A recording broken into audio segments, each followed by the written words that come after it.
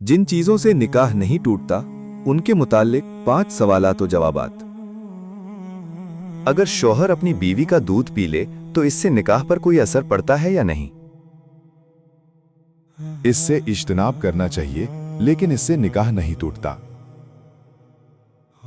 एक शख्स ने सरकारी प्लॉट हासिल करने के लिए अपनी बीवी को अपने मामू की बेवा जाहिर किया और खुद को अपनी बीवी का वालिद जाहिर किया। क्या इस सूरत में निकाह बाकी रहा या निकाह टूट गया? ऐसे शख्स ने जो प्लॉट हासिल किया वो तो उसके लिए नाजायज हुआ, क्योंकि वो उसने झूठ और जालसाजी से हासिल किया है। लेकिन ऐसे शख्स का निकाह नहीं टूटा, बल्कि निकाह बाकी रहेगा। कोई शख्स अगर अपनी बीवी को बहन कह दे तो क्या उससे निकाह टूट जाता है या बाकी रहता है?